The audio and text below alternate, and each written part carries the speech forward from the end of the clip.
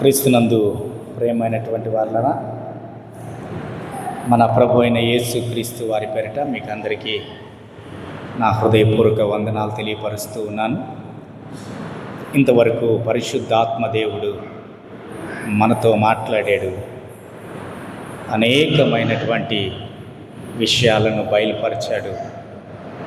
ఒకవేళ మీలో అటువంటి పరిస్థితులు ఉన్నవారుంటే దయచేసి దేవునికి వందనాలు చెప్దాం. ప్రభా, నా వ్యాధిని మీరు బయలుపరిచారయ్యా, నీకు వందనాలయ్యా అని దేవునికి స్తుతి చెల్లిద్దాం. కాబట్టి ఈ సమయంలో పరిశుద్ధ ఆత్మదేవుడు మాట్లాడిన తర్వాత మనమందరం కూడా దేవునికి స్తుతులు చెల్లించాల్సిన వారమై ఉన్నాం. ఈ సమయంలో చదవబడినటువంటి లేఖన భాగాన్ని దినమున మనం చదువుకుందాం. మరలా ఒకసారి మత్తయి సువార్త 5వ అధ్యాయము 13వ వచనాన్ని 14వ వచనాన్ని ఈ సమయంలో చదువుదాం. మీరు లోకమునకు ఉప్పై ఉన్నారు. ఉప్పు నిస్సారమైతే అది దేని వలన సారము పొందును? అది బయట పారవేయబడి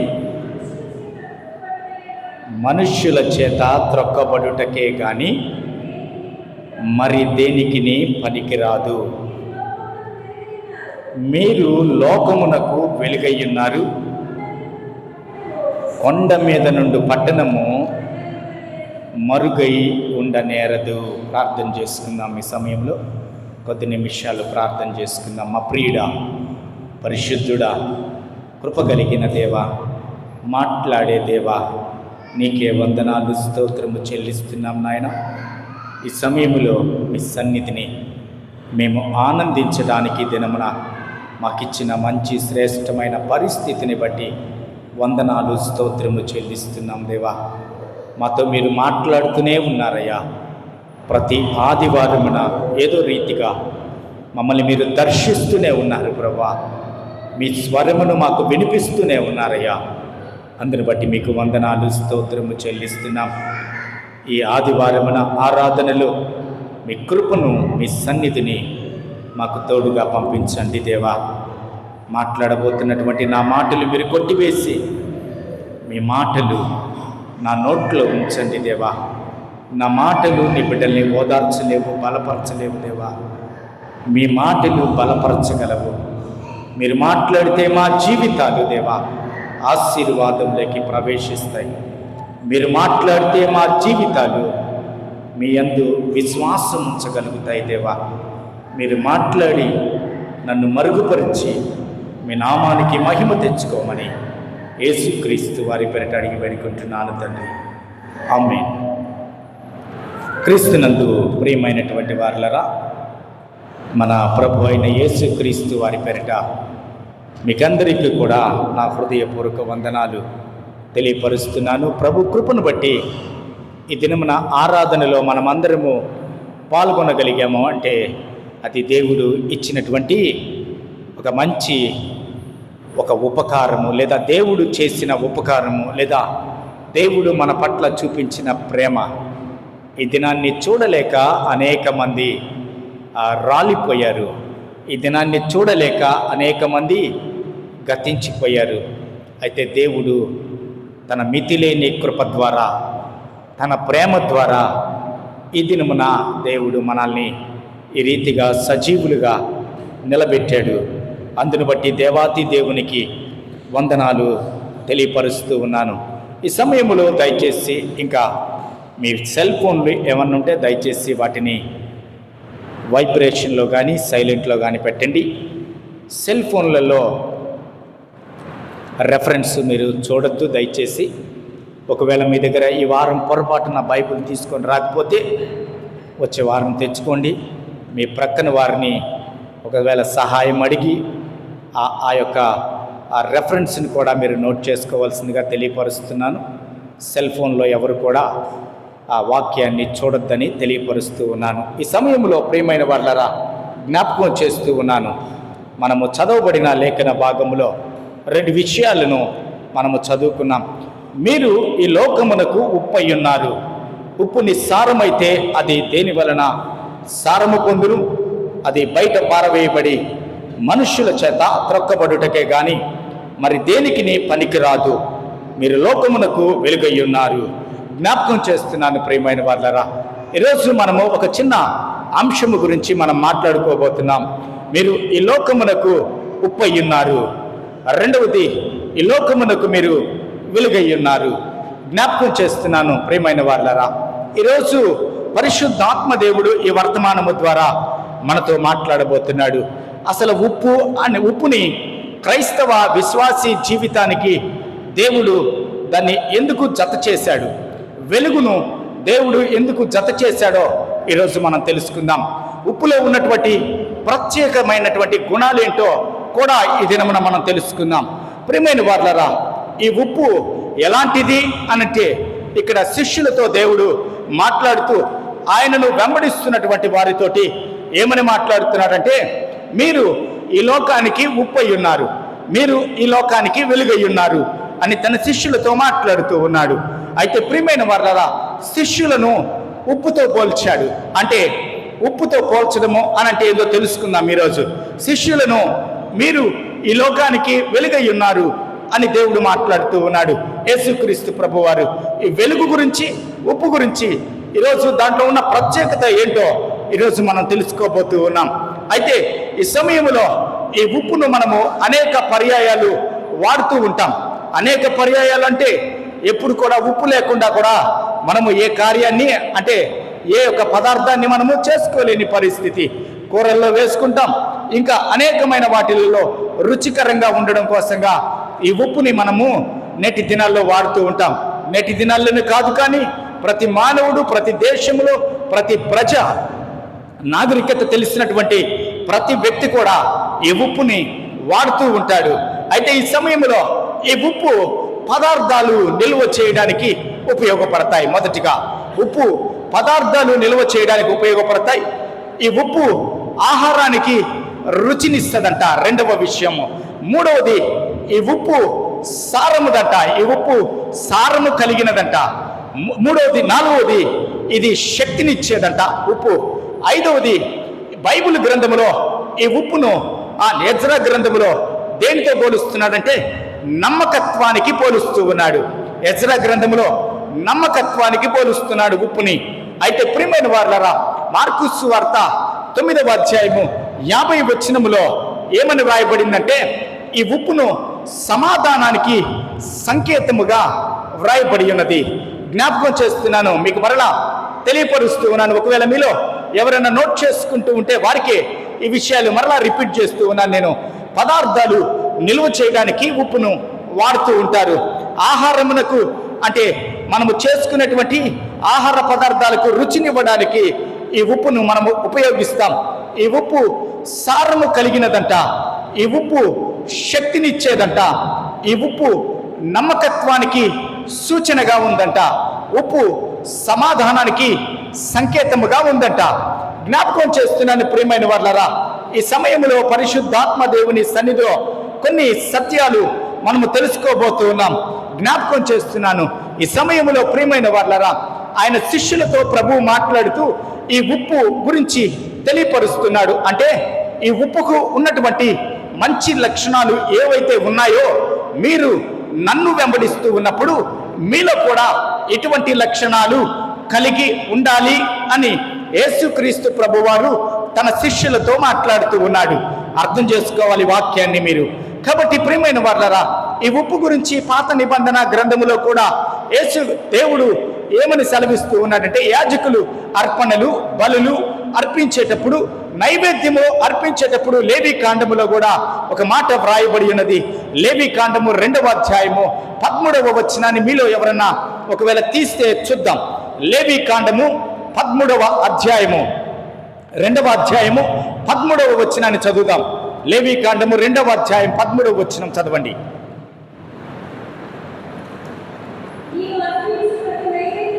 నీవు అర్పించు ప్రతి నైవేద్యమును ఉప్పు చేర్చవలెను. ప్రియమైన వారలారా, జ్ఞాపకం చేస్తూ ఉన్నాను, దేవుడైనటువంటి యెహోవా నైవేద్యము, అర్పణలు ఏవి అర్పించినా యాజకుని దగ్గరికి ఒక వ్యక్తి ఏ విషయములో దేవునితో సమాధాన పడడానికి యాజకుని దగ్గరకు వచ్చి అర్పణలు అర్పించడానికి ముందుకు వస్తే వారి అర్పణ కాకుండా ఉప్పు కూడా తీసుకొని రమ్మన్నాడు దేవుడు. జ్ఞాపకం చేస్తున్నాను ప్రియమైన వారలారా, ఏంటి ఈ ఉప్పుకున్నటువంటి ప్రత్యేకత అంటే ఉప్పుకి పదార్థాన్ని చెడగొట్టేటువంటి స్వభావం ఉండదు. ఉప్పులో ఏదైనా కానీ ఒక పదార్థాన్ని ఉంచినప్పుడు అనేక దినాలు అది స్టోర్ చేయబడుతుంది. ఉప్పులో ఏదైనా ఒక పదార్థము చెడిపోతుంది అని అనిపించినప్పుడు ఆ పదార్థాన్ని ఉంచినప్పుడు ఈ ఉప్పు ఏం చేస్తుందంటే ఆ పదార్థము పాడవకుండా దాన్ని ఆ రీతిగా తన గుణాన్ని కోల్పోకుండా, తన రుచిని కోల్పోకుండా, తన యొక్క విధానాన్ని ఆ పదార్థము కోల్పోకుండా ఈ ఉప్పు ఎలాంటిది అనంటే కాపాడుతూ ఉన్నట్లుగా లేఖన భాగం మనకి తెలియపరుస్తూ ఉంది. జ్ఞాపకం చేస్తున్నాను ప్రియమైన వారలారా.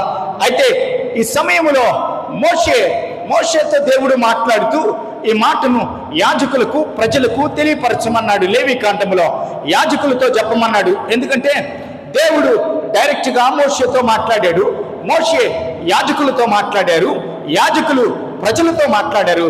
మీరు ఇక మీద నుంచి తెచ్చేటువంటి ఏ అర్పణము అయినా, ఏ నైవేద్యమైనా, ఏదైనా కానీ దానితో పాటు పాడవకుండా ఉండడం కోసంగా కొంత ఉప్పును దాని మీద అర్పించి నా దగ్గరికి తీసుకురావాలి.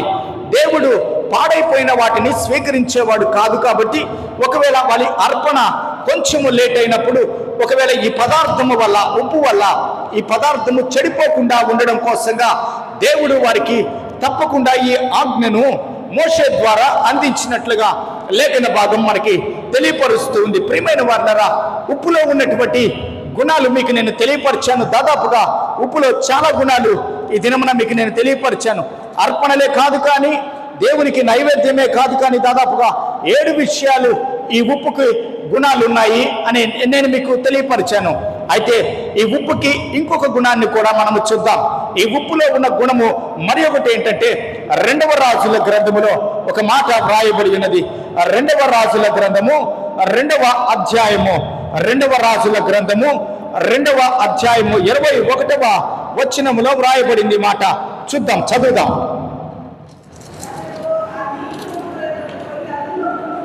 అతడు ఆ నీటి ఊట ఎద్దుకు పోయి అందులో ఉప్పు వేసి, యెహోవా సెలవిచ్చినదేమనగా, ఈ నీటిని బాగు చేసి ఉన్నాను గనుక ఇక దీని వలన మరణము కలగకపోవును, భూమియు నిస్సారముగా ఉండదు అనెను. కాబట్టి నేటి వరకు ఎలీషా చెప్పిన మాట చొప్పున ఆ నీరు మంచిదై ఉన్నది. జ్ఞాపకం చేస్తున్నాను ప్రియమైన వారలారా, ఇక్కడ ఏలియా గారు ప్రభు దగ్గరికి కొనుక్కోబడుతూ ఉన్న సమయంలో ఏలియా ప్రభు దగ్గరికి వెళుతూ ఉన్నప్పుడు ఎలీషా ఏలియా దగ్గర ఆశీర్వాదాలు పొందుకోవడానికి ఏలియా వెంట వెళుతూ ఉన్నాడు. ఏలియా వెంట వెళుతూ ఉన్నప్పుడు ఏలియా ఏమని అడిగాడంటే, నా వెంట ఎందుకు వస్తున్నావు? నన్ను దేవుడు పిలిచాడు కాబట్టి నన్ను తీసుకొని వెళ్తూ ఉన్నాడు, కాబట్టి నేను ఆయన దగ్గరికి వెళ్ళాలి కాబట్టి వెళుతూ ఉన్నాను, నన్ను విడిచిపెట్టమన్నప్పుడు ఎలీషా ఏలియా వెంట వెళుతూ ఉన్నాడు. వెళుతూ ఉన్నప్పుడు ఎలీషా ఏలియాని అడిగాడు, ఏం కావాలి నీకు? నన్ను వెంబడిస్తున్నావు కదా అనంటే, నీ దగ్గర ఉన్నటువంటి దేవుని ఆత్మలో 2 పాళ్ళు నాకు దయచేసిన ఎడల నాకు అదే చాలు అని అడిగాడు. అంతేగాని నువ్వు సంపాదించినటువంటి సంపాదన నాకు హ్యాండ్ ఓవర్ చెయ్యి, నా పేరు మీద రాయి, ఇప్పటి వరకు నువ్వు తీసుకున్నటువంటి, ఇప్పటి వరకు నీకున్నటువంటి స్థలాలు పొలాలు రాసి ఇవ్వు నాకు. ఇంతకాలము నిన్నే నమ్ముకున్నాను కదా, ఇంతకాలము నీ దగ్గర పరిచయం చేశాను కదా, నా భార్య బిడ్డల్ని ప్రక్కన పెట్టాను కదా, ఎప్పుడు నువ్వు పిలిచినా నేను వచ్చాను కదా అని ఎలీషా ఏలియాని ఎక్కడ కూడా అడగల. ఎలీషా ఏమని అడిగాడంటే, అయ్యా నీకు దేవుని ఆత్మ ఉంది కదా, పరిశుద్ధాత్మ దేవుడు నువ్వు పిలిస్తే ఎప్పుడైనా దిగి వస్తున్నాడు కదా భూమి మీద, నువ్వు ఆకాశము మూయబడును గాక అంటే ఆకాశము మూసివేయబడుతుంది, ఆకాశము తెరవబడును గాక అంటే ఆకాశము తెరవబడుతుంది, మంచు ఆగిపోవును గాక అంటే మంచు ఆగిపోతుంది, ఆకాశములో నుంచి అగ్ని దిగి రమ్మనగానే దిగి వస్తుంది. కాబట్టి ఇటువంటి దేవుని ఆత్మను కలిగిన నీ దగ్గర నేను పరిచయం చేశాను కాబట్టి నాకు ఆస్తులు అక్కర్లేదు, నాకు అంతస్తులు అక్కర్లేదు, నాకు ఏమీ వద్దు, కానీ నీ దగ్గర దేవుని ఆత్మ ఉంది కదా, ఆ ఆత్మలో 2 పాళ్ళు నాకు కావాలి. బైబుల్ స్టడీలో కూడా మనం ఇది చూసాం గతంలో. ఏలియాకున్నటువంటి ఆత్మ, ఎలీషాకున్నటువంటి 2 ఆత్మను మనము బైబుల్ స్టడీలో దాన్ని ధ్యానం చేసాం. ప్రియమైన వారలారా, జ్ఞాపకం చేస్తున్నాను. ఇప్పుడు ఎలీషా గారు ఆ రీతిగా 2 ఆత్మను పొందుకొని ఏలియా దగ్గర నుంచి తిరిగి వస్తూ ఉన్నాడు. ఏలియా సుడిగాలిలో దేవుని చేత కొనిపోబడినట్లుగా లేఖన భాగం మనకు తెలియపరుస్తూ ఉంది. మరణాన్ని రుచి చూడకుండా భూమి మీద నుంచి ఒకేసారి ప్రభు దగ్గరికి వెళ్ళిపోయిన వ్యక్తిగా ఏలియా గురించి బైబిల్ గ్రంథం మనకు తెలియపరుస్తుంది.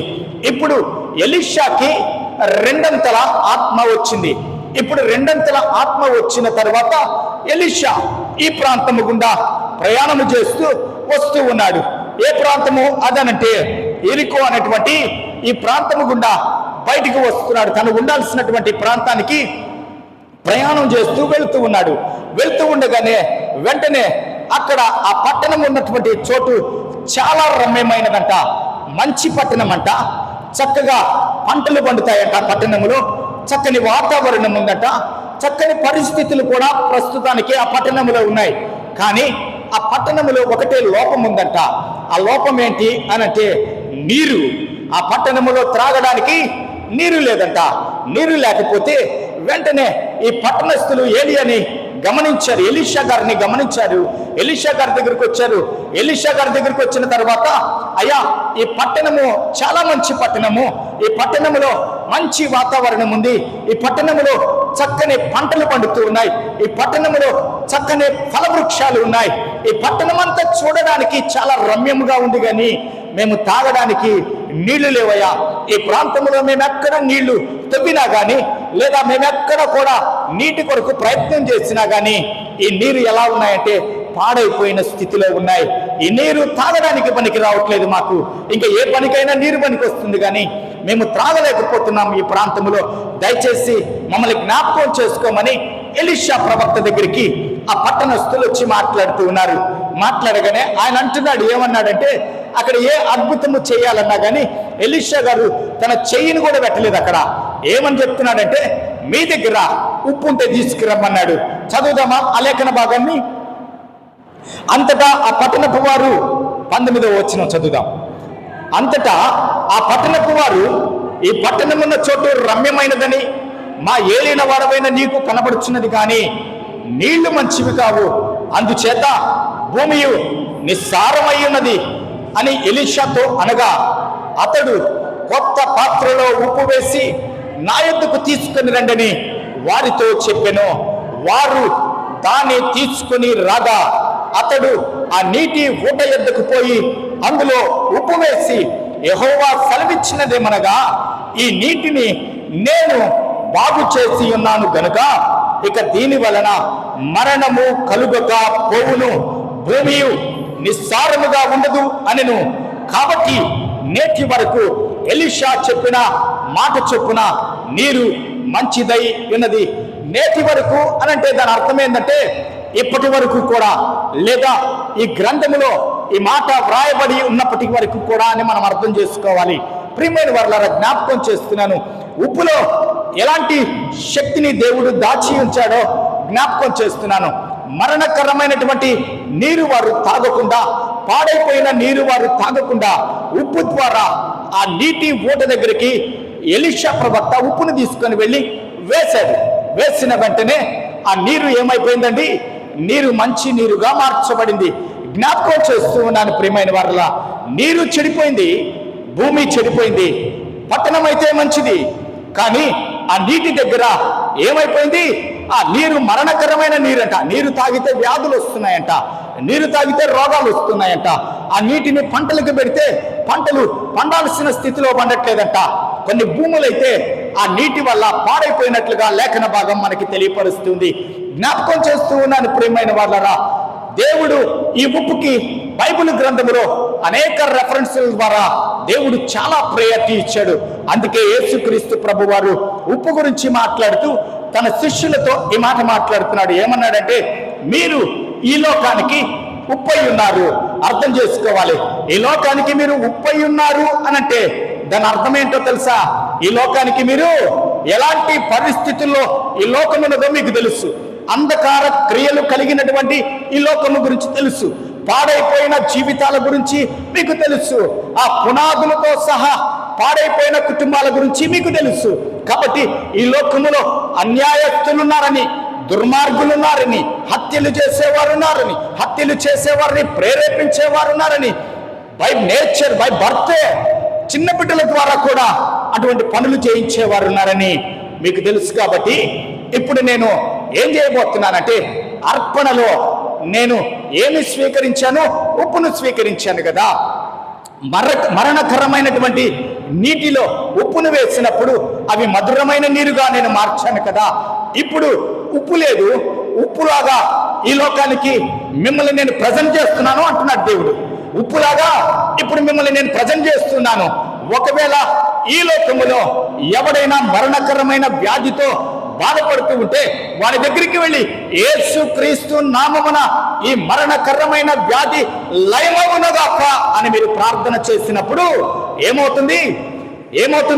ఆ మరణకరమైన వ్యాధి తెగులు వారి నుంచి బయటికి వెళ్ళిపోతుంది.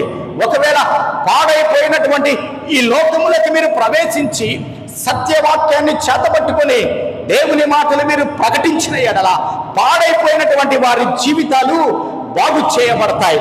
జ్ఞాపకం చేస్తున్నాను ప్రియమైన వాళ్ళరా, ఇప్పుడు ఉప్పు లేదు, కానీ యేసుక్రీస్తుని వెంబడిస్తున్న వారే ఈ లోకానికి ఉప్పుగా మార్చబడ్డారు. యేసుక్రీస్తులో జీవిస్తూ ఉన్నవారు, యేసుక్రీస్తుతో ఉన్నవారు, యేసుక్రీస్తులో ఉన్నవారు, యేసుక్రీస్తు నాలో ఉన్నాడు అని చెప్పేవారిలోనే యేసుక్రీస్తు ప్రభువారి దినమున మాట్లాడుతున్న మాట ఏంటో తెలుసా? మీరు ఈ లోకానికి ఉప్పై ఉన్నారు. వాడికి వ్యాధి వచ్చినప్పుడు మనం భయపడతాం, వాడికి రోగం వచ్చినప్పుడు మనం భయపడతాం. ఎందుకనంటే రెమెడీని దేవుడు మనలోనే ఉంచాడు. అర్థమవుతుందా మీకు ప్రియమైన వాళ్ళరా? దేవుడు ఈ ఉప్పు ద్వారా ఎన్ని అద్భుతాలు చేశాడండి. ఉప్పు ద్వారా ఎంత గొప్ప కార్యాలు చేశాడు. ఇప్పుడు యేసుక్రీస్తు తన శిష్యులతో మాట్లాడుతున్న మాట ఏంటంటే, ఈ లోకంలో ఇంకా ఉప్పు ద్వారా ఏది నేను జరిగించను, కానీ మీరందరూ క్రైస్తవులందరూ కూడా వెళ్ళి, ఇక్కడ దగ్గరలో సముద్రం ఉంది కదా, మన సంఘస్థులంతా తలా 1 కేజీ ఉప్పు పట్టుకొని పోయి ఏంటి ఆ యొక్క సముద్రం దగ్గరికి వెళ్ళి, మా ప్రభువు చెప్పాడు ఇక్కడ ఈ రీతిగా మేము ఎలీషా గారు చేశారు కాబట్టి ఉప్పు ఎత్తుకోపోయి దాంట్లో కుమ్మరించేస్తే సముద్రంలో నీళ్ళని కూడా మంచినీళ్ళు అయిపోతాయా? ఆత్మీయ సత్యాలు అర్థం చేసుకోవడానికి ప్రయత్నం చేయాలి. చాలామంది నేటి దినాల్లో ఇలాంటి మూర్ఖులు కూడా చాలామందిని మనం చూస్తూ ఉన్నాం. మూఢ భక్తిలో జీవిస్తున్నటువంటి అనేక క్రైస్తవులను మనం చూస్తున్నాం. ఇప్పుడు ఆ ఉప్పు స్థానము ఎవరికి వచ్చింది? క్రైస్తవ విశ్వాసిగా నీకిచ్చాడు దేవుడు. ఆ ఉప్పు స్థానాన్ని నీకిచ్చాడు. పతనమైపోతున్న మానవ జీవితాన్ని సరిచేయడానికి, ఆ జీవితంలో నువ్వు ప్రవేశించడానికి, యేసుక్రీస్తు పరిశుద్ధ నామాన్ని నువ్వు ప్రకటించడానికి లోకానికి నిన్ను ఉప్పు వలె దేవుడు తయారు చేసి పెట్టాడు. అంతేగాని నిన్ను నిప్పులాగా తయారు చేసి పెట్టలా. ఏంటి మాట్లాడితే కుటుంబాల్ని అంటిచ్చేస్తూ ఉంటారు. ఈ కుటుంబం మీద చెప్తారు, వాళ్ళ మీద చెప్తారు, వాళ్ళ మీద చెప్తారు, వాళ్ళ మీద చెప్తారు. నువ్వు ఏ కుటుంబంలో అడుగు పెట్టినా ఆ కుటుంబంలో ఉన్న సమస్య అంతటితోటి ఆగిపోవాలి. నువ్వు ఏ కుటుంబంలో అడుగు పెడితే ఆ కుటుంబము అధఃపాతాళానికి పడిపోవాలి. అదే కదా మనం చేస్తున్న పని. ఏ కుటుంబంలో అయినా సమస్య ఉంది అని అంటే ఆ సమస్యని పెద్ద చేస్తూ ఉన్నారు నేటి దినాల్లో. ఒక క్రైస్తవ విశ్వాసిగా, క్రీస్తుని అంగీకరించిన వ్యక్తిగా, ఆశీర్వాదం పొందుకున్న వ్యక్తిగా, దేవుని చేత ఈ లోకములో ఉప్పు అని పిలువబడుతున్న నువ్వు ఏ కుటుంబములో అయితే సమస్య ఉన్న కుటుంబము, వ్యాధులతో ఉన్న కుటుంబము, దురాత్మల చేత పీడించబడుతున్న కుటుంబములో నువ్వు అడుగు పెడుతున్నావో, ఆ దినములో ఆ కుటుంబములో ఉన్నటువంటి వ్యాధులు, దురాత్మలు, ఆ కుటుంబంలో ఉన్న సమస్యలన్నీ కూడా ఏమైపోవాలి? మధురంగా మార్చబడాలి. అది క్రైస్తవ జీవితం అంటే, అది క్రీస్తు యొక్క ఉద్దేశము. అందుకే క్రీస్తు మనల్ని ఉప్పుతో పోల్చాడు. ఉప్పుతో పోల్చాడు కానీ నిప్పుతో పోల్చాలా దేవుడు మనల్ని. ఉప్పు అంటే సారమైనది, ఉప్పు అంటే రుచికరమైనది, ఉప్పు అంటే చేదుని మధురంగా మార్చేది, ఉప్పు అంటే ఈ లోకానికి ఎంతో మాధుర్యాన్ని అందించాల్సినటువంటి క్రైస్తవుడు నేటి దినాల్లో ఎలా తయారైపోయారో తెలుసా? క్రీస్తుని ప్రకటించలేని స్థితిలో క్రైస్తవులుగా పిలువబడుతున్నారు. పేరుకి క్రైస్తవులంగా ఉన్నాం. పేరుకి క్రైస్తవులము, సంఘ పెద్దలమే, పేరుకి సంఘములో జీవిస్తున్నామనే పేరు మాత్రమే మనకుంది. అయితే మనము మృతులంగా జీవిస్తూ ఉన్నాం. దేవుడు మన మీద ఒక భారాన్ని పెట్టాడు. ఏమని చెప్పాడు దేవుడు? ఉప్పు. ఈరోజు నుంచి ప్రార్థన చేయాలి మీరు. ప్రభువా, నాకు ఇచ్చిన ఇటువంటి పరిస్థితిని బట్టి దేవా, ఈ లోకానికి నన్ను ఉప్పుగా మార్చనన్నారు ప్రభువా. అవునయ్యా, ఇప్పటి వరకు నేను తెలుసుకోలేదు ప్రభువా, నేను ఉప్పును అనే సంగతిని నేను తెలుసుకోలేదు ప్రభువా. అందుకే నేను నిస్సారమైన ఉప్పుగా నేను జీవిస్తూ ఉన్నాను ప్రభువా. నిస్సారమైన ఉప్పు ఏమైతుంది? నిస్సారమైన ఉప్పు ఏమైపోతుంది? అది బయట పారవేయబడుతుంది. బయట పారవేయబడిన తర్వాత దాన్ని అలాగే ఉంచేస్తానా? అది మనుషుల చేత తొక్కబడుతూ ఉంది. జ్ఞాపకం చేస్తున్నాను ప్రియమైన వాళ్ళరా, ఆ స్థితి మనకు వద్దు, ఆ పరిస్థితులు మనకు వద్దు. ఈరోజు పరిశుద్ధాత్మ దేవుడు మనతో మాట్లాడుతున్నాడు. దేవుడు నిన్ను సారవంతమైన ఉప్పుగా నిలబెట్టాడు. నిన్ను దేవుడు అనేక మందికి పనికొచ్చే ఉప్పుగా నిలబెట్టాడు. దేవుడు సంఘానికి, కుటుంబాలకు, ఈ సమాజానికి, ఈ దేశానికి నువ్వు పనికి రావాలని దేవుడు నేను ఒక ఉప్పుతో పోల్చి నిన్ను క్రైస్తవ జీవితంలో ఆశీర్వాదించి ఈ లోకానికి ఒక ఆశీర్వాదకరమైన క్రైస్తవ విశ్వాసిగా నిన్ను నిలబెట్టాడు. కానీ మనం ఎలా జీవిస్తున్నామంటే ప్రతి దినము కూడా దేవునికి దూరంగానే జీవిస్తూ ఉన్నాం. దేవుడు మనకిచ్చిన బాధ్యతలు, దేవుడు మనకిచ్చిన గొప్ప ఆ ఆశీర్వాదాలు మనము ఎరగకనే మనం ఆశీర్వాదాలు కోల్పోతున్నాం. దేవుడు మనకి ఎంత మంచి ఆశీర్వాదం ఇచ్చాడండి. యేసుక్రీస్తు ప్రభువారు ఈ లోకములోకి వెళ్ళి మీరు ప్రార్థన చేస్తే వెంటనే అద్భుత కార్యాలు చేస్తానన్నాడు కదా, వెంటనే ఆశ్చర్య కార్యాలు చేస్తానన్నాడు కదా. కుటుంబ సమస్యలను మీరు నిలబడినప్పుడు నేను దాన్ని ఆ ప్రాబ్లం సాల్వ్ చేస్తానన్నాడు కదా. మనం ఎందుకు వెళ్ళట్లేదు? మనం ఎందుకు ఇతరుల దగ్గరికి వెళ్ళి ప్రార్థన చేయట్లేదు? మనం ఎందుకు ఇతరుల దగ్గరికి వెళ్ళి ప్రభు గురించి చెప్పట్లేదు? చేదైపోయిన వారి జీవితాలు, పాడైపోయిన వారి జీవితాలు, పతనమైపోతున్న వారి జీవితాలు, చివరికి పాడైపోయి పతనమైపోయి చేదు జీవితాలు జీవిస్తున్న వారి యొక్క పరిస్థితులు ఎలాంటి పరిస్థితుల్లోకి వెళ్ళిపోతున్నాయో తెలుసా? నేటి దినమున అనేక మంది ఎక్కడికి వెళ్తున్నారంటే రైలు కట్ట మీదకి వెళ్తున్నారు, ఆత్మహత్యల వైపు వెళ్ళిపోతున్నారు. వారికి ఉన్న అవకాశాలు ఎలాంటి అంటే వారికి ఎవరు చెప్పేవారు లేరు, వారి కుటుంబాలను బాగు చేసేవారు ఎవరు లేరు, ప్రభు గురించి చెప్పేవారు లేరు. ఆత్మహత్య చేసుకుంటే నువ్వు నరకానికి వెళతావని చెప్పేవారు లేరు. కారణం ఏంటంటే నీ యొక్క బాధ్యతను, దేవుడు నీకు ఇచ్చినటువంటి ఆపర్చునిటీని నువ్వే గుర్తించలేని స్థితిలో ఉన్నావు. జ్ఞాపకం చేస్తున్నాను ప్రియమైన వాళ్ళరా, నిన్నటి దినమున పాపని స్కూల్లో వదిలిపెట్టేసి మేము స్కూల్ దగ్గర కూర్చొని ఉంటే నాతో ఆ అమూల్యతో ఎవరో చెప్పారంట, ప్రక్కనే లేడీస్ హాస్టల్ ఉంటుంది, ఆ హాస్టల్లో ఎవరో ఇద్దరు పిల్లలు ఏదో సమస్యతో వచ్చినప్పుడు ఆ ఎదురుగా రైల్వే ట్రాక్ ఉంది, ఆ ట్రాక్ మీదకి వెళ్ళారంట చనిపోవడానికి. మరి వారు చనిపోయారో లేదో తెలియదు, కానీ జ్ఞాపకం చేస్తున్నాను ప్రియమైన వాళ్ళరా, ఈ లోకానికి మనము ఉప్పు నిస్సారమైనప్పుడు, మనుషుల చేత త్రొక్కబడి బయట పారవేయబడినప్పుడు ఇటువంటి కార్యాలు జరుగుతాయి. ఆత్మహత్యల వైపు ఆలోచించే కుటుంబాలు ఎన్నున్నాయో మనకు తెలీదా? పేపర్ తీసినా, టీవీ చూసినా, ఏం చూసినా, న్యూస్ ఎక్కడ చూసినా కానీ అనేక మంది, రోజుకి కొన్ని వందలు వేల మంది మన చుట్టుప్రక్కల వాళ్ళు ఆత్మహత్యల వైపు వెళ్ళిపోతున్నారు. కారణం ఏంటంటే ఈ ఉప్పు పనిచేయడం మానేసింది. ఈ ఉప్పు నిస్సారమైపోయింది. ఈ ఉప్పు సారము మీద తలట్లేదు. ప్రియమైన వారులారా, జ్ఞాపకం చేస్తూ ఉన్నాను, మనం ఎలాంటి వారమే? ప్రభువు మనల్ని ఉప్పుతో పోల్చాడు అనంటే రుచికరంగా ఈ లోకానికి మనము, ఆశీర్వాదకరంగా ఈ లోకానికి మనము జీవించాలి. ఈ లోకానికి మనము ఆశీర్వాదాన్ని అందించే వారముగా, ఈ లోకానికి మనము సమాధానాన్ని అందించే వారముగా, ఈ లోకానికి మనము మన ప్రభు అయిన యేసుక్రీస్తు వారిని ప్రకటించే వారముగా ఉండాలి. చెడిపోయిన జీవితాలు, పతనమైపోయిన జీవితాలు, పాడైపోయిన జీవితాలు, విగ్రహాల వైపు మరలుకున్న జీవితాలు, ఇంకా ఈ పాపముల నుంచి నేను బయటికి రాలేను అనుకుంటున్న జీవితాల్లోకి ఈ ఉప్పు ప్రవేశించాలి. ఎలా ప్రవేశించగలదు? ఈ ఉప్పు శక్తి, ఈ ఉప్పు తెలుసుకోవాలి.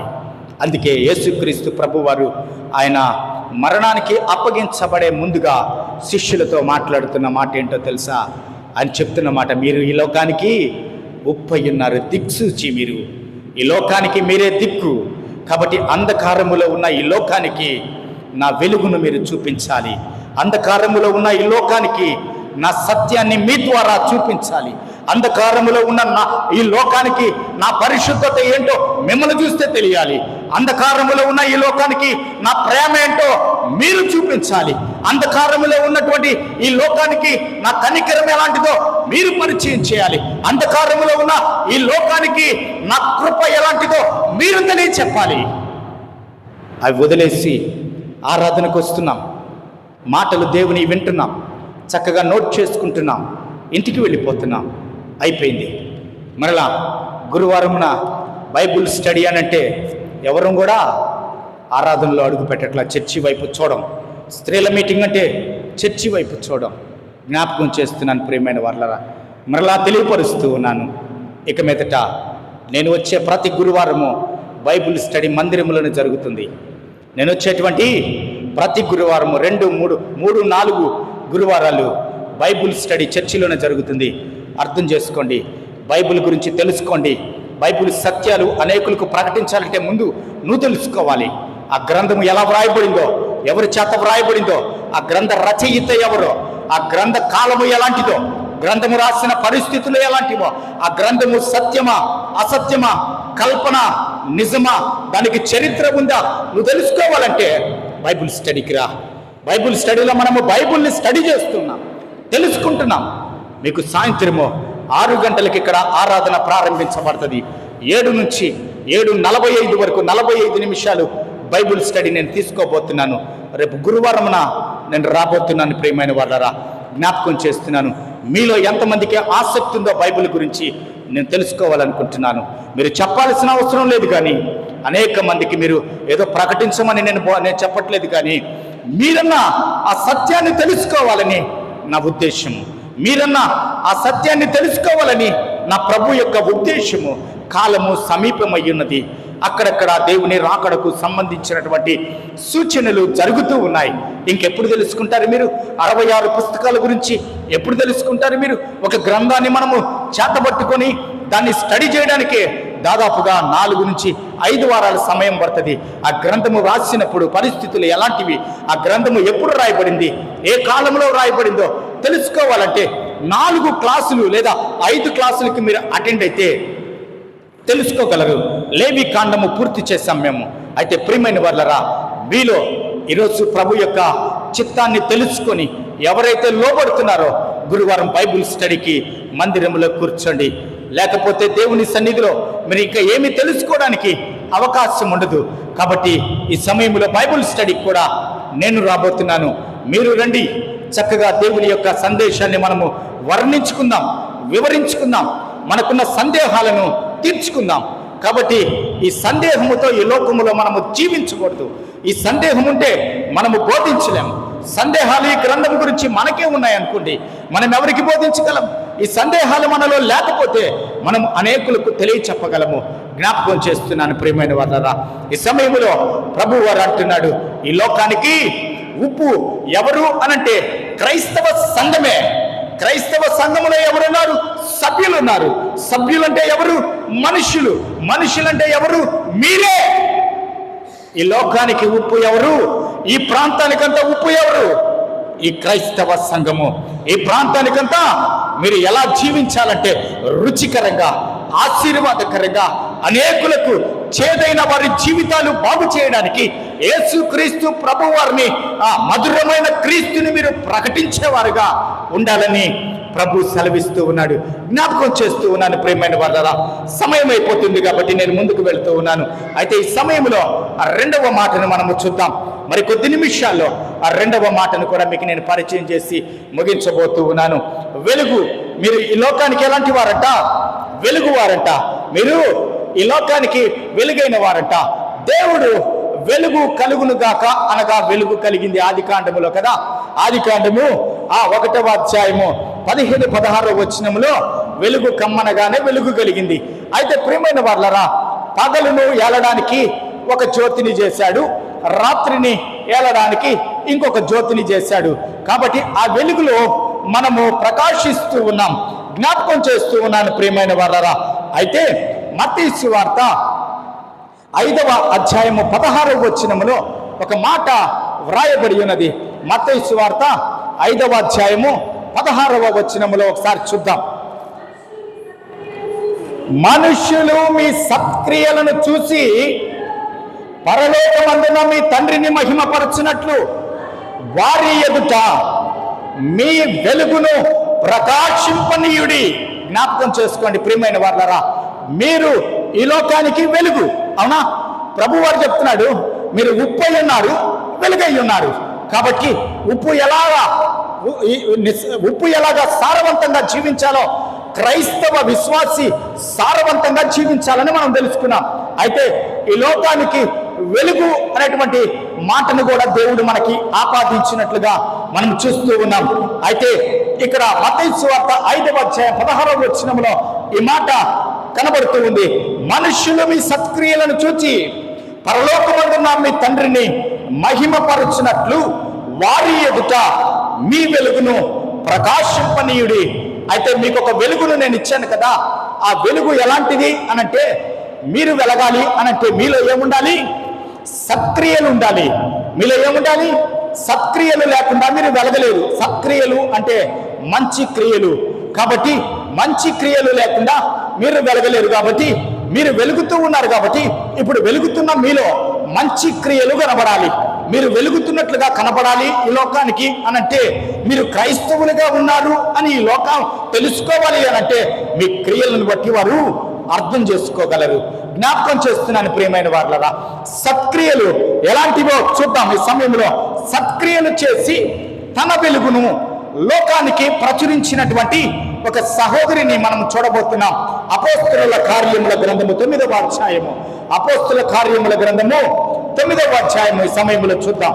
9వ అధ్యాయం అపోస్తల కార్యములు 9, 36, 39 వచనాలు చూద్దాం. మరియు యొప్పేలో తబిత అను ఒక శిష్యురాలు ఉండెను. ఆమెకు భాషాంతరమున దోర్కా అనేటువంటి పేరుందట. జ్ఞాపకం చేస్తున్నాను ప్రియమైన వారారా, ఎప్పే అనే గ్రామంలో తబిత అనేటువంటి ఒక శిష్యురాలు ఉందంట. ఆమెకి తబిత అంటే అర్థము మనం చూద్దాం. ఏంటి? తబిత అంటే దోర్కా. ఆమె పేరు తబిత, దోర్కా. అయితే ఆమెకి ఇంకొక పేరుంది. ఈ రెండింటి పేర్లకి అర్థం ఏంటంటే లేడీ, లేడీ అనే అర్థము. అయితే ప్రియమైన వారలారా, ఈమె ఎలాంటి వెలుగును ప్రదర్శించింది ఆ ప్రాంతంలో అంటే, ఈమె శిష్యురాలుగా పిలువబడింది. శిష్యురాలుగా పిలువబడిన తర్వాత ఈమె ఎలాంటి క్రియలు, సత్క్రియలు చేసింది అనంటే, ఈమె సత్క్రియలు, ధర్మకార్యాలు బహుగా చేసిందంట. ఎలాంటి సత్క్రియలు చేసింది అనంటే, అనాథలను, విధవరాండ్రను చేరదీసిందంట. అనాథలకు, విధవరాలకు సహాయము అందించిందంట. అయితే ఒకరోజు ఆమెకి జబ్బు చేసింది, ఆమె చనిపోయింది.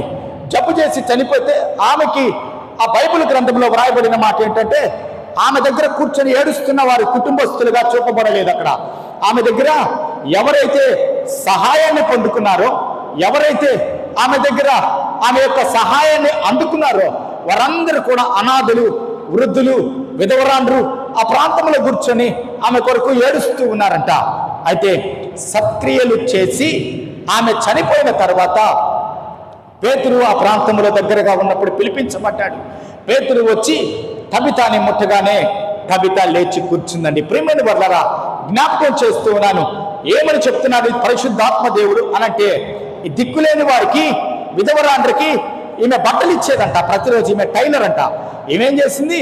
వారికి చక్కగా కుట్టి అందించేదంట. అందించి వారి యొక్క మాసిన బట్టలు, పాత బట్టలు తీసి ప్రక్కన వేసి క్రొత్త బట్టలు ఇచ్చేదంట. ఒకవేళ చిరిగిపోయినవి ఏమన్నా ఉంటే వాటిని తిరిగి మరలా రిపేర్ చేసి వారికి ఇచ్చేదంట. చూస్తూ ఉన్నాం ప్రియమైన వాళ్ళరా. ఏంటి అనంటే, వెలుగు మనలో ఉంటే, మనము ఈ లోకానికి వెలుగు అనే దేవుడు మనల్ని ప్రకటించాడు. కాబట్టి వెలుగు సంబంధులము మనం ఎలా ఉండాలి అనంటే, వెలుగు సంబంధులుగా పిలువబడాలి అనంటే, మొదటిగా మనలో ఏముండాలి? సత్క్రియలు ఉండాలి. ఆ రెండవది ఏం చేయాలి అనంటే, ఎఫ్ఎస్సి పత్రికలో ఒక మాట వ్రాయబడి ఉన్నది. ఏంటంటే, మనము ఆ ఎఫ్ఎస్సి పత్రిక కాదు కానీ 41వ వచనము, అదే అపోస్తుల కార్యములో ఒక మాట వ్రాయబడి ఉన్నది. వెలుగు సంబంధులు ఎక్కడ జీవిస్తారంటే పరిశుద్ధులతో కూడా వారు సహవాసము కలిగి జీవిస్తారంట. వెలుగు సంబంధులు ఏం చేస్తారు? వెలుగు సంబంధులు సత్క్రియలు చేస్తారు, పరిశుద్ధుల సహవాసముతో కలిగి ఉంటారంట. వెలుగు సంబంధులు ఎలా ఉంటారు అనంటే దేవుని వాక్యము ఎఫెస్సి పత్రిక 2వ అధ్యాయం 10వ వచనములో ఏమనుందంటే, మనము అనగా వెలుగు సంబంధులుగా తీర్చబడిన మనము ఎలాంటి వారమంటే సత్క్రియలు చేయుటకు మాత్రమే మనము సృష్టించబడ్డామని దేవుని వాక్యము తెలియపరుస్తుంది. వెలుగు సంబంధులు ఎలాంటి వారంటే సత్క్రియలు చేయడానికి మాత్రమే వారు సృష్టించబడ్డారంట. జ్ఞాపకం చేస్తున్నాను ప్రియమైన వాళ్ళరా, వారు స్త్రీలైతే దైవభక్తి గలవారమని చెప్పుకొని స్త్రీలకు తగినట్టుగా వారు ఎలా ఉండాలి అనంటే సత్క్రియల చేత స్త్రీలు అలంకరించుకోవాలంట. 1 తిమోతికి వ్రాసిన పత్రిక 2వ అధ్యాయము 10వ వచనములో అపోస్తులుడైనటువంటి పౌలు గారు తిమోతితో మాట్లాడుతూ ఆ సంఘముతో మాట్లాడమంటున్న మాట ఇది. ఎలాంటి వారంటే సత్క్రియల చేత ఈ స్త్రీలు, సంఘములో ఉన్నటువంటి స్త్రీలు అలంకరించుకోవాలంట. మనము అలంకరించుకోవలసిన అలంకరణ ఎలాంటిదో దేవుడు ఈ దినమున మనకు బయలుపరుస్తూ ఉన్నాడు. మనము సంఘానికి వచ్చేటప్పుడు ఎలాంటి అలంకరణ కలిగి మనము జీవిస్తూ ఉన్నాం. సంఘానికి వచ్చినప్పుడు మనలో ఉన్నటువంటి పై అలంకరణ మనుషులు చూస్తారు, దానివల్ల ఉపయోగము లేదు. మనలో ఉన్నటువంటి పై అలంకరణ ఈ లోకము చూస్తుంది, దాని వలన ఎటువంటి ఉపయోగము లేదు. కానీ ప్రభు అయిన యేసుక్రీస్తు వారు ఏ అలంకరణ చూస్తారండి? మన సత్క్రియల చేత అలంకరించుకోవాలంట. అయితే తీతుకు రాస్తున్నటువంటి పత్రికలో 3వ అధ్యాయంలో ఒక మాట చెప్తూ ఉన్నాడు తీతుకు. ఏంటి ఆ మాట అంటే, సత్కార్యము చేయుటకు, ఒక మంచి పని చేయడానికి నువ్వు ఎలా ఉండాలంటే సిద్ధపడి ఉండాలంట. ఒక మంచి పని చేయడానికి నువ్వు ఎప్పుడు సిద్ధంగానే ఉండాలంట. వెలుగు సంబంధిగా ఉన్న నువ్వు ఒక మంచి కార్యము ఎప్పుడు చేయాలా? అవకాశం ఎప్పుడు వస్తుందా? ఆ అవకాశం కొరకు నువ్వు సిద్ధపడి ఉండాలంట. ఇవన్నీ నువ్వు చేసినప్పుడంట అన్యజనులు మీ సత్క్రియలను చూచి దేవుని మహిమపరచాలంట. ఎవరండి? సంఘములోని వారా? సేవకుల, పెద్దల, మన పూర్వీకుల? ఎవరండి మన సత్క్రియలను చూసి మన దేవుని మహిమపరచాల్సింది ఎవరు? అన్యులంట. 1 పేతురు 2:12 ఈ మాట వ్రాయబడి ఉన్నది. ఎవరు చూడాలి మన సత్క్రియలను? చూసి ఎవరిని మహిమపరచాలి? నీ సత్క్రియల ద్వారా నీ దేవుడైన, నీ సృష్టికర్త, నీకు రక్షణనిచ్చినటువంటి నీ దేవుడు ఎలా మహిమపరచబడాలి? ఎవరి చేత మహిమపరచబడాలంటే అన్యుల చేత మహిమపరచబడాలంట. వారి మధ్య ఈ సత్క్రియలు చేయాలి నువ్వు అనంటే నువ్వు ఎలా ఉండాలంటే వారి మధ్య మంచి ప్రవర్తన కలిగి జీవించాలంట. ప్రియమైన వారలారా, ఒక చిన్న విషయాన్ని ఈ దినమున నేను మీకు తెలియపరుస్తూ ఉన్నాను. నాకు చెయ్యి ఇరిగింది, మీకు అందరికీ తెలుసు. గతంలో 2 సంవత్సరాల క్రితం రోడ్డు యాక్సిడెంట్లో నా చెయ్యి విరిగిపోయింది, ఈ కుడి చెయ్యి. అప్పుడు నేను దాదాపుగా 76 రోజులు ఉదయము సాయంత్రం ఫిజియోథెరపీ చేయించుకున్నాను ఈ చేతికి. ఈ చెయ్యి ఈ రీతిగా రావడానికి 76 రోజులు ఫిజియోథెరపీ చేసుకున్నాను. అయితే ఆ ఫిజియోథెరపీ చేస్తున్నటువంటి డాక్టరు ఒక అన్యుడు, ఆయన ఒక విగ్రహారాధికుడు. అయితే ఆ విగ్రహారాధికుడు మాట్లాడుతూ ఒకరోజు క్రైస్తవుల గురించి మాట్లాడుతూ ఉన్నాడు. క్రైస్తవులని మనం ఇలాగే చెప్పేయచ్చు సార్ అన్నాడు. పడుకొని నాకు ఫిజియోథెరపీ చేస్తూ నాతో మాట్లాడుతూ, సార్ క్రైస్తవుల గురించి మనము ఇలాగే చెప్పేయచ్చు సార్ అన్నాడు. నేను భయపడ్డాను, ఏం చెప్తాడా ఆయన అని. ఎందుకంటే ఆయనకి నేను స్వార్థ ప్రకటించాలని ఉద్దేశం కలిగి ఉన్నాను నేను. కాబట్టి 76 రోజుల్లో ఏదో ఒక రీతిగా నా ప్రభువుని ఆయనకి పరిచయం చేయాలని. ఆయన ఎంత విగ్రహారాధికుడు అంటే, ఏదన్నా ఒక పెద్ద పోస్టర్ కానీ, వాళ్ళ దేవుడు పోస్టర్ కానీ, విగ్రహం పోస్టర్ కానీ కనబడిందంటే అది తీసుకోవడమే కాదు కానీ తన మొహం అంతా వేసి దానికి రుద్దుతూ ఉంటాడు అతను. ఏంటో అతని పరిస్థితి నాకు తెలియదు, కానీ అంత ఆ దైవ చింతన కలిగినటువంటి వ్యక్తి. అయితే ఎలా ఈ వ్యక్తికి నేను స్వార్థ ప్రకటించాలి ప్రభువా, ఒక్క అవకాశం ఈ ప్రభువా అని అనుకుంటూ ఉన్నాను. అయితే ప్రియమైన వారలారా, ఒకరోజు నేను అలా పడుకొని ఉన్నప్పుడు, నాకు ఫిజియోథెరపీ చేస్తూ ఉన్నప్పుడు నన్ను అడిగాడు, సార్ మీరు ఎలాగా మీరు ఏం చేస్తారు అని అంటే, నేను సేవకుణ్ణి అని చెప్పాను. నేను పాస్టర్ని అని చెప్పిన తర్వాత ఆయన అన్నాడు, అనుకున్నాను సార్ అన్నాడు. ఏమనుకున్నారు అని అంటే, క్రైస్తవుల్ని ఇట్టే పట్టేయచ్చు సార్ ఊరకనే అన్నాడు. అంటే ఎలా పట్టారు సార్? మా మిస్సెస్ వస్తున్నారు, మా అత్తగారు వస్తున్నారు కదా, వారు బొట్టు పెట్టుకోలేదు, అదే కదా, నా చేతులకు కూడా నేనే కలర్ దారాలు వేసుకోలేదు కదా, అందుకని అనుకున్నారా అని మేము నవ్వుకుంటుంటే, కాదు సార్, వాళ్ళల్లో ఏముంటుంది తెలుసా? ప్రేమ ఉంటుంది సార్. వాళ్ళల్లో ఏముంది? ఒక అన్యుడు ఇస్తున్న స్టేట్మెంట్ ఏంటో తెలుసా? వారు ప్రేమ కలిగి ఉంటారు సార్. వాళ్ళు క్రైస్తవులు ప్రేమించే గుణం ఎక్కువ సార్ వాళ్ళకి. వారితో స్నేహం చేశామంటే వారు ఆ స్నేహాన్ని విడిచిపెట్టరు సార్. వాళ్ళు ఈరోజు కూడా 2 సంవత్సరాలు అయిపోయినా ఆయనకి నేను ఫోన్ చేసి పలకరిస్తూ ఉంటాను, అని చాలా సంతోషపడతా ఉంటాడు. చూడండి ప్రియమైన వారలారా, మన సత్క్రియలు ఎలా ఉండాలి? మన దేవునికి మహిమ రావాలి. మన సత్క్రియల ద్వారా మన దేవునికి మహిమ రావాలి. ప్రియమైన వారలారా, కొన్ని సంఘాల్లో సత్క్రియలేమో దేవునికి మహిమేమో ప్రక్కన పెడితే బెంచీలు తీసుకొని కొట్టుకుంటుంటారు, కుర్చీలు తీసుకొని కొట్టుకుంటుంటారు. వీలైతే పైకెక్కి పాస్టర్ గారిని కూడా ఇది పట్టుకొని లాగి కింద పడేస్తారు. పాస్టర్ గారు మా పార్టీ కాదు కాబట్టి మేము ఇంకో పాస్టర్ని తెస్తాం. చూడండి ప్రియమైన వారలారా, మనుషులందరూ కూడా చూస్తూ ఉన్నారు, లోకం గమనిస్తూ ఉంది. జాగ్రత్త. మనము ఒళ్ళు దగ్గర పెట్టుకొని సంఘములో బయట ప్రవర్తించే సమయము ఆసన్నమైంది. మీ కిందకి నేను తెలియపరిచాను కదా, ప్రార్థనలో ఒక విన్నపాన్ని మీకు తెలియపరిచాను. ఏంటో తెలుసా? ఇక మీదట ఇప్పటి వరకు కొంతమంది సువార్త ప్రకటించడానికి వెళుతూ ఉంటే ఏం చేశారంటే, కొన్ని ప్రాంతాల్లో పేడ నీళ్లు పోసారు. కొన్ని ప్రాంతాల్లో ఏం చేశారు? సువార్తను చెప్పనీయకుండా అడ్డుకున్నారు, కొట్టారు. కొన్ని ప్రాంతాల్లో బైబుల్ చించేశారు, కాల్చేశారు, సువార్థికుల్ని నెట్టివేశారు. కానీ ఇప్పుడు కొత్తగా ఏమని మాట్లాడుతున్నారు తెలుసా?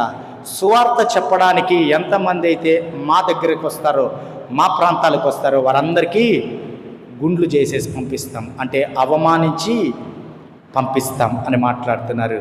జ్ఞాపకం చేస్తున్నాను. ఎందుకు ఈ మాట నేను తెలియపరుస్తున్నానంటే, నువ్వు ఎప్పుడు వెలుగుగా ప్రకాశిస్తావు ఈ లోకంలో, నువ్వు ఎప్పుడూ ఉప్పులాగా జీవిస్తావు. నువ్వు ఈ 2 బాధ్యతలు దేవుడు నీకు ఒక అలంకరణగా ఇచ్చాడు. నువ్వు ఈ లోకానికి రుచికరంగా జీవించాలి, ఈ లోకానికి నువ్వు ప్రభువుని పరిచయం చేయాలి, వెలుగుమయముగా ఈ లోకానికి నువ్వు ఉండాలి. ఇప్పుడు ప్రియమైన వారలారా, జ్ఞాపకం చేస్తూ ఉన్నాను, నువ్వు వెలిగించబడాలంటే ఇప్పుడు ఏం చేయాలి? నువ్వు వెలిగించబడాలంటే నిన్ను దేవుడు ఆల్రెడీ డిక్లేర్ చేశాడు, ఈ లోకానికి నువ్వు వెలుగు అన్నాడు కదా. ఇప్పుడు నువ్వు వెలిగించబడాలంటే ఏం చేయాలి? ఆదివారమున ఆరాధనలో దేవుని దగ్గరికి రావడానికి కొంచెం లేటుగా వచ్చినా పర్వాలేదులే అని చెప్పనని ఉద్యోగానికి మాత్రం 6 గంటలకు షిఫ్ట్ అంటే పరిగెత్తుకుంటూ వెళ్ళిపోవాలి, 5:30కే వెళ్ళిపోవాలి, 9 గంటలకి షిఫ్ట్ అంటే వెళ్ళిపోవాలి, 12:30 1 గంటకి షిఫ్ట్ అంటే 12 గంటలకే పారిపోయి అక్కడ నిలబడాలి. సాయంత్రం షిఫ్ట్ అంటే కూడా 1 గంట ముందో అరగంట ముందో వెళ్ళాలి. కానీ దేవుని సన్నిధి కంటే మనం ఏం చేస్తున్నామండి? షిఫ్ట్ చేసుకొని వస్తూ ఉన్నాం. కారణం ఏంటంటే, దేవుడు మనల్ని అడగడు అని. దేవుడు అడుగుతాడండి. ఆ పొరపాటును మీరు ఎప్పుడు కూడా చేయకండి. దేవుడు మనల్ని అడుగుతాడు. అడిగే రోజు ఒకటి ఉంది. ఊరకొరక దేవుడు మనల్ని అడగడు. అడిగే రోజు ఒక రోజు ఉంది.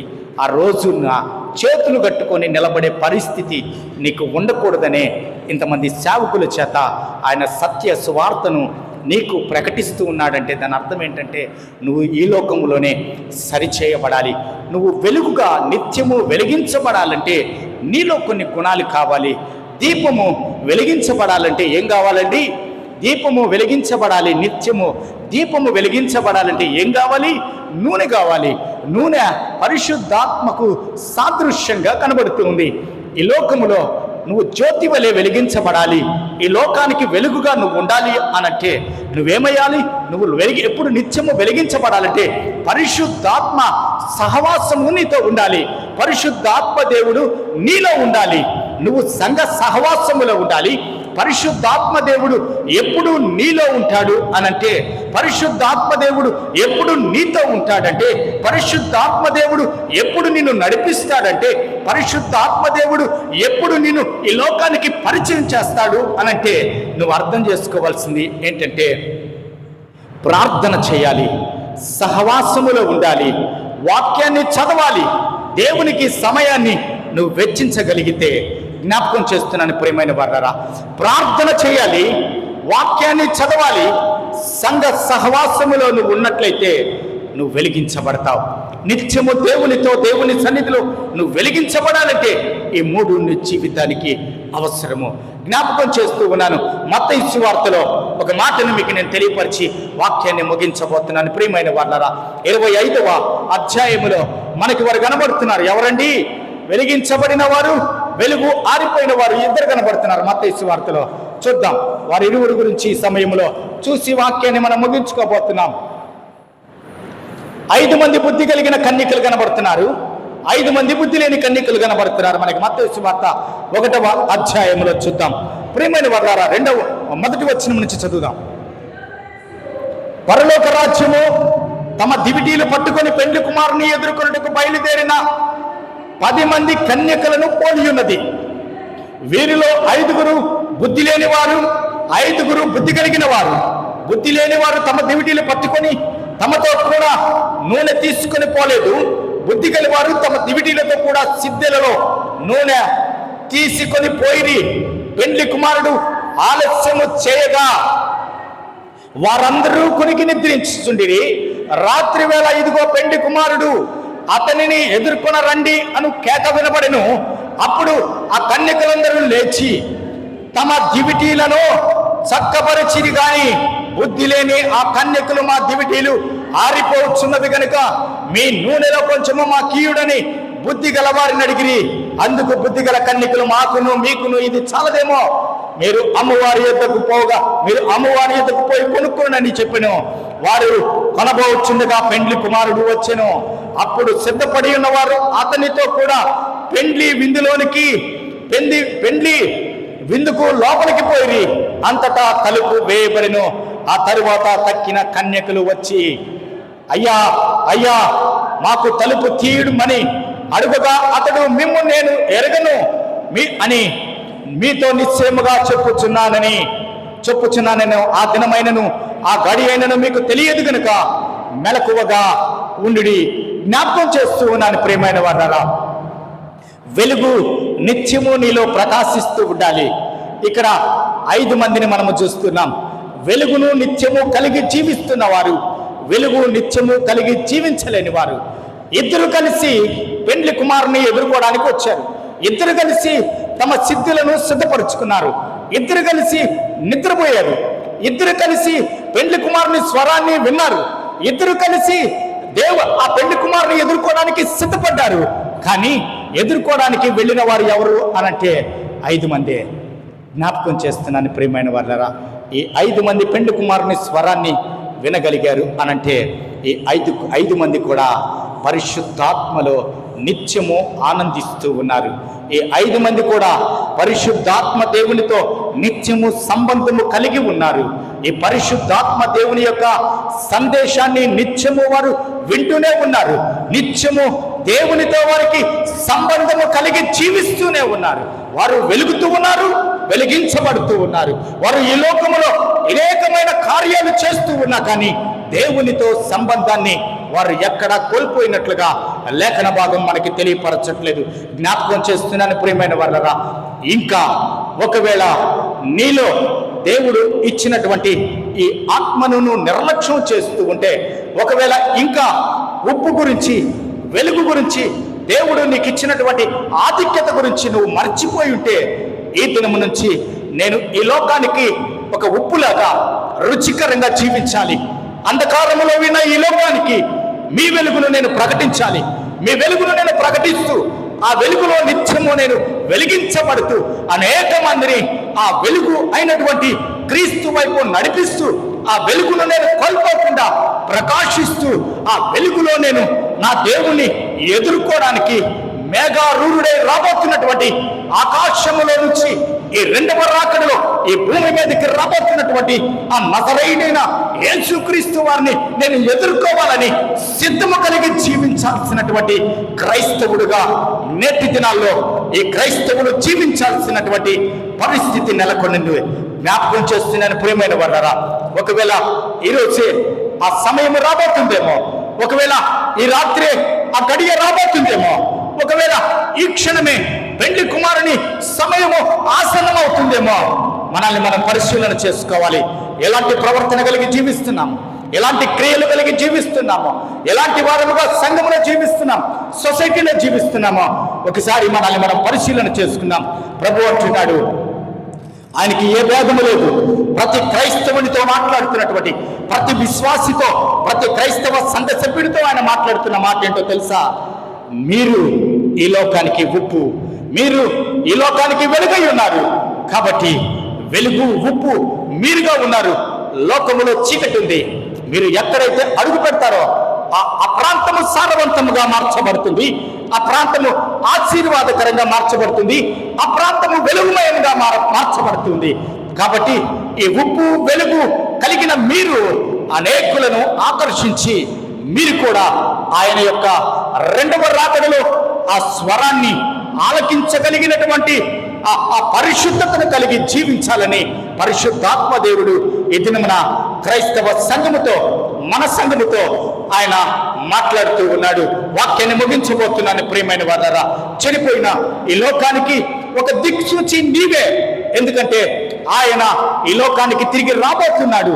ఆయన ఈ లోకములో ఉన్న పరిశుద్ధులను కొనిపోబోతున్నాడు.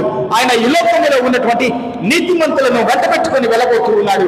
కాబట్టి అట్టి నీతిమంతులను దేవుడు సిద్ధపరచమని ఈ లోకానికి నిన్ను ఒక బహుమానంగా, క్రైస్తవ కుటుంబాన్ని ఒక బహుమానంగా ఇచ్చాడు. కాబట్టి జ్ఞాపకం చేసుకుందాం. ఈ సమయంలో ఒకవేళ ఇప్పటి వరకు మనము ఉప్పులాగా సారవంతంగా జీవించలేకపోతే, వెలుగులాగా మనము ఈ లోకానికి జీవించలేకపోతే, వెలుగు అయిన క్రీస్తుని ఇప్పటి వరకు మనము ప్రకటించలేకపోతే, ఆ చీకటిలోనే మనము కూడా మగ్గిపోతూ ఉంటే, ఈ దినమే దేవుడు మనతో మాట్లాడుతూ ఉన్నాడు. సహవాసాన్ని విడిచిపెట్టద్దు, సంఘాన్ని విడిచిపెట్టద్దు, ప్రార్థన విడిచిపెట్టద్దు, దేవుని యొక్క వాక్యాన్ని విడిచిపెట్టద్దు, దేవుని యొక్క సమయాన్ని కూడా నువ్వు దొంగిలించద్దు. కాబట్టి ప్రియమైన వారలారా, ఇటు ఆత్మను కలిగి నువ్వు ప్రభు వైపు అనేకులను నడిపిస్తూ, ప్రభు వైపు అనేకులను నువ్వు సమకూరుస్తూ, నీవు కూడా ఆయన సన్నిధిలో యుగ యుగాలు జీవించాలని ఆయన పూర్వ శబ్దము మ్రోగగానే వెంటనే ఆయన్ని ఎదుర్కోవడానికి నీవు కూడా రెక్కలు ధరించుకొని ఉన్న పాటున ఆయన్ని కలుసుకోవడానికి దేవుడు నీకు అట్టి కృపను దయచేయునుగాక.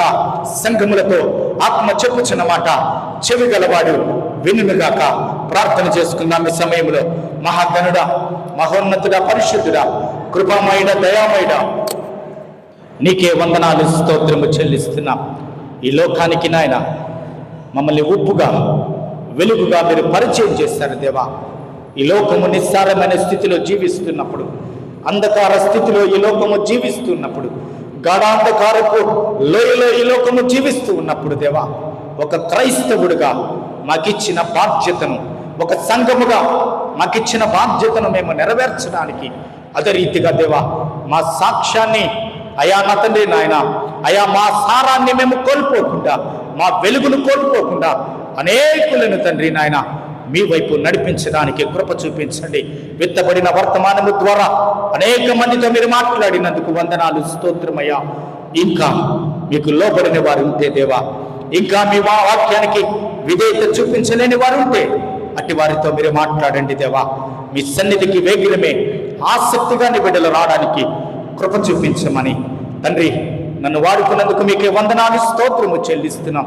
వెత్తబడిన వాక్యము అపవాది దొంగిలించకుండా నీ బిడ్డల హృదయాల్లో పదిలము చేసి, తద్వారా రాబోయే దినాల్లో దేవా సంఘానికి, క్రైస్తవులకు మీకు మాదిరికరమైన జీవితాన్ని మా సంఘము జీవించే భాగ్యమును దయచేయమని యేసుక్రీస్తు వారి పేరిట అడిగి వేడుకుంటున్నాను తండ్రి. ఆమేన్.